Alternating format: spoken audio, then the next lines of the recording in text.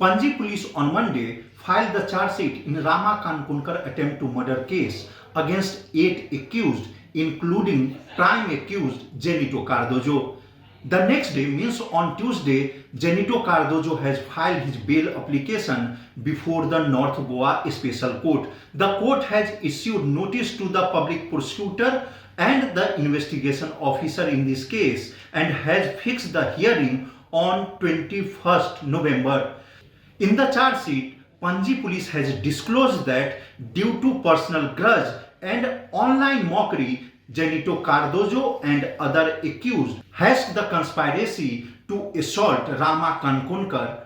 In the 1373-page charge sheet, the Panji police has contended that due to personal grudge and online mockery, prime accused Zenito Cardozo with other co-accused has the conspiracy to assault Rama Kankonkar. Mukesh Kumar for Prudent.